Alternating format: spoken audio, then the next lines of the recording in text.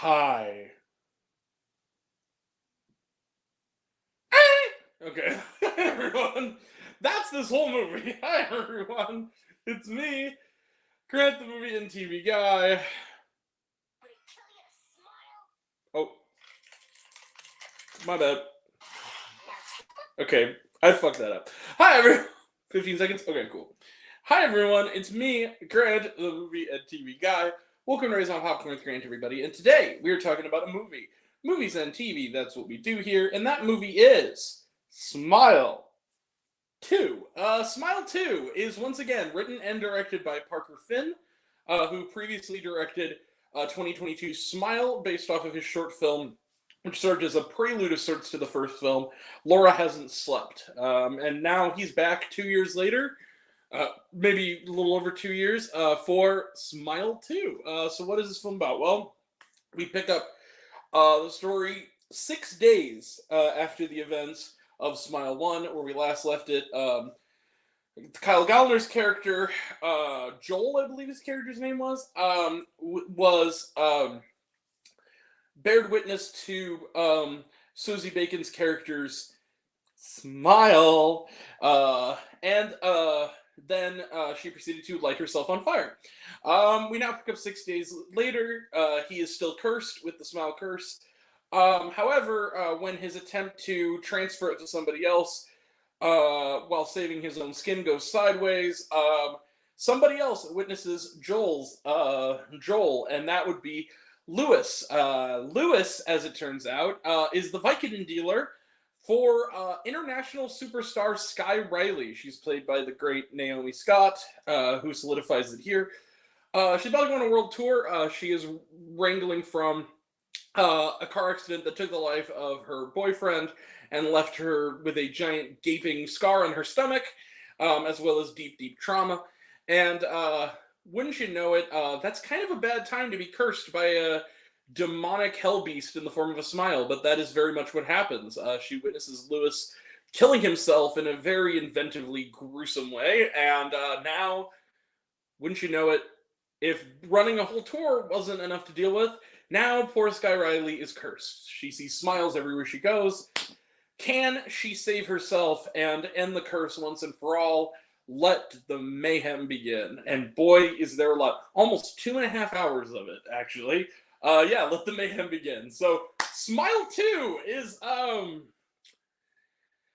think that for those who are watching this now who are maybe not really up for going and watching the whole review I did 2 years ago of the first film, let me just put it to you this way. Smile 1 was a pleasant surprise. I went into that with the inundation of trailers that I thought didn't look very good. And I walked out of that thinking I just saw a very, very solid horror film. Creepy, well made, had an interesting angle on trauma. I thought it kind of lost steam at the very end, but I thought that overall, generally, it worked. It was a solid Halloween time, creepy movie. No more, no less. But it was creepy, and it did leave promise for Parker Finn as a filmmaker. Now we have Smile 2.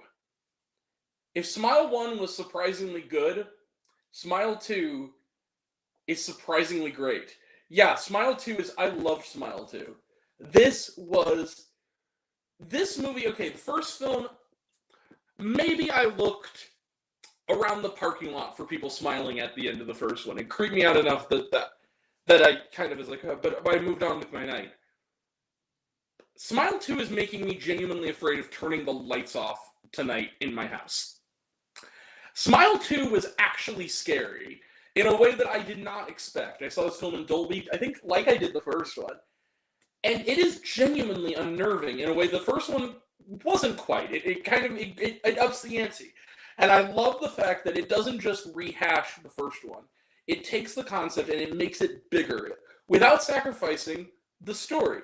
It's bigger scale. We're on a world tour with this character, and that is, already a stressful enough and big worldwide enough situation, but then to have this stuff happening, this mayhem happening, it really works. That juxtaposition really works. It has a sweep to it and a filmmaking to it that benefits the bigger budget I'm sure this sequel had because of the hit, how big of a hit the first one was. I genuinely loved this movie. I thought it was creepy, but none of this, genuinely frightening at parts, but none of this would work nearly as well without a great lead. And by God, Naomi Scott is fan-fucking-tastic in this movie. In fact, I will go so far as to say it's never going to happen because the fake awards show that we worship for some reason doesn't like horror films. But if it were up to me, she'd be in consideration for a Best Actress nomination. She is that good in this movie. She is genuinely effective. You know, playing a character who is not always likable. Unlike the first film, that was one of my biggest issues with the first one, is I felt like the Sosie Bacon character was being punished really unfairly. She seemed to be a pretty innocent person.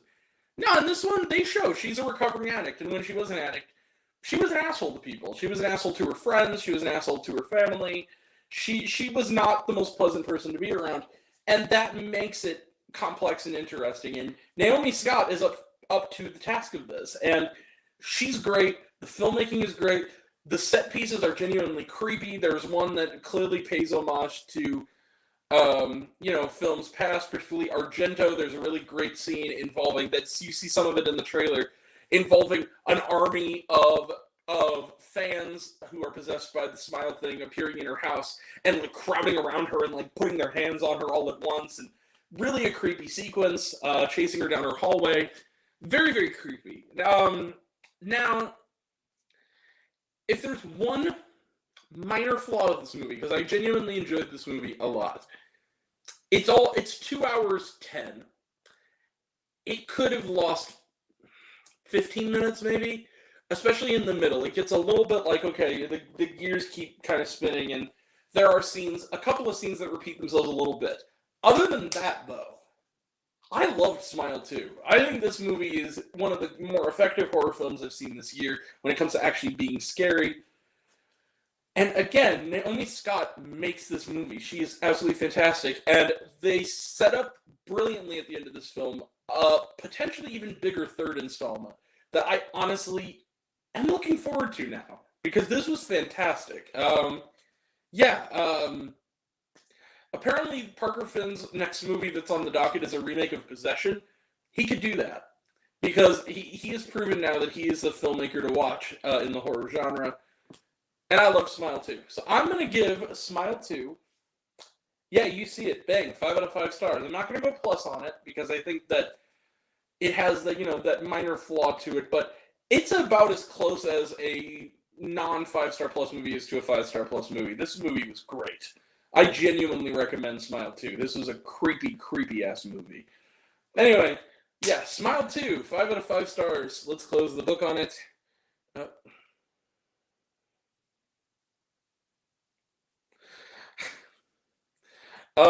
Smile 2, let's close the book on it. Trailer trash. Let's talk some trailer trash. Sonic the Hedgehog 3, talked about it, looks good. Better Man, talked about it, looks good. Gladiator 2, talked about it, looks good. That's it for trailer trash. The version we went to was the first Dolby showing, which did have some bonus content. It was like a music video. I don't know if they're going to get that with like a countdown to the movie. And an intro from Naomi Scott. I don't know if other screenings are going to get that, but we got that. So, and was there shawarma? No, there was not. But the song and the musical score composition at the end is worth actually watching the credits for. Like, it's genuinely good. Also, whoever did the sound design and the musical score on this movie deserves some awards consideration as well. It's kind of amazing. Anyway, Smile 2.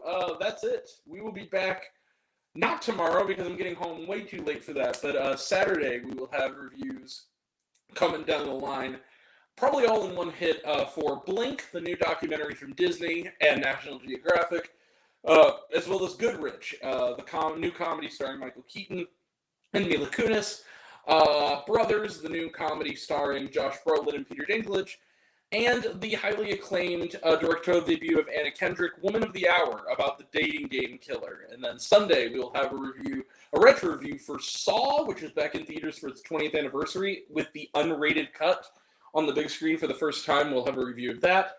Also, Monday, we will have reviews for Gracie and Pedro, Pets to the Rescue, the latest animated film for the family audience, as well as AMC Screen Unseen. And next Wednesday is The Witch retro review, because it's back in theaters in IMAX for one night on the 23rd. We're going to talk about it. Also coming up, we have reviews for Venom, The Last Dance, Conclave, Your Monster, among others. So I also might do a video. Maybe not going to do a typical review, but I might do like a longer video on. I'm going to Dismember the Alamo.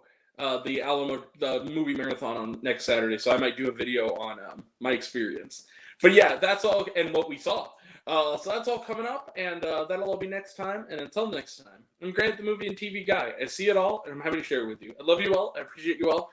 I love you all, class dismissed. I love you 3000. Be kind to one another. If you like this video, give it a like if you want to. Give it a subscribe if you want to. Give it the bell. I don't know what it does. That's what you're supposed to do. So I've been told. Leave a comment, even if it's "Hey Grant, I like waffles." It really helps out. And if you want to find me elsewhere, reviews, lists, and other fun stuff, you can find me on all my social media. I'm on literally everything, in either Raised on Popcorn with Grant or Raised on Popcorn. Take care of yourself. Take care of your mental health. It's incredibly important. And I want to know down below, what did you think of Smile 2? Did you like the movie? Did you hate the movie? I think my opinion's good. I think I'm full of shit. Comment below. Let me know. And until we meet again, we're all raised on popcorn. Maybe not with extra butter. I'll catch you guys next time. Take care, everyone. See you around. Have a good night. Bye.